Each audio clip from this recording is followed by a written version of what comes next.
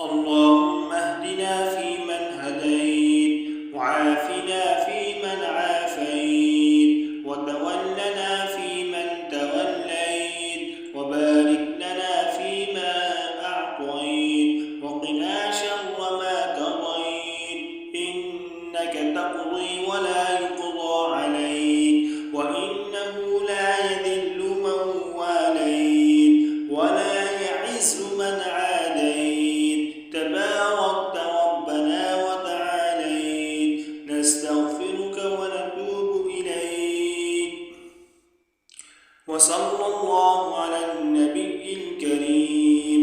اللهم اغفر لنا وللمؤمنين وللمؤمنات والمسلمين والمسلمات، وألف بين قلوبهم، وأصلح ذات بينهم، واجعل في قلوبهم الإيمان والحكمة، وثبتهم على ملة رسولك، وأوزعهم أن يشكروا نعمتك التي أنعمت عليهم، وأن يوفوا بعهدك الذي عاهدتهم عليه، وانصرهم على عدوك وعدوهم إله الحق.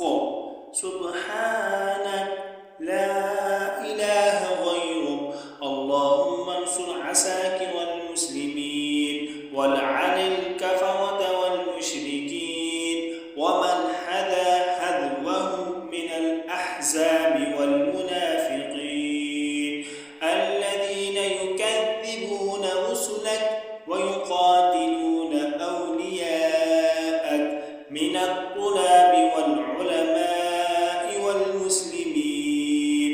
اللهم خالف بين كلمتهم، وفرق جمعهم، وشتت شملهم، وزلزل أقدامهم، وألق في قلوبهم الرعب، وخذهم أخذ عزيز مقتدر، وأنزل بهم بأسك الذي لا ترده عن القوم المجرمين. اللهم منزل الكتاب سريع الحساب، اللهم اهزم الأحزاب، اللهم اهزمهم وزلزلهم.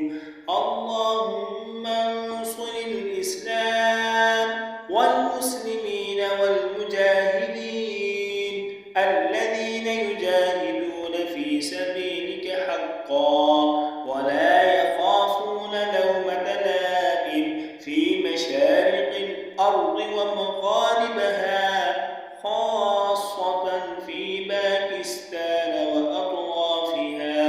اللهم احفظنا واحفظ الطلاب والعلماء خاصة، والمسلمين عامة وكافة، والمدارس والمعاهد الدينية كلها. اللهم استر عوراتنا وآمن رواتنا، واكنفنا بركنك الذي لا يرام، وأعنا ولا تعن علينا، وانصرنا ولا تنصر علينا، وامكر لنا ولا تمكر بنا، واهدنا ويسر الهدى لنا. اللهم إليك نشكو ضعف قوتنا وقلة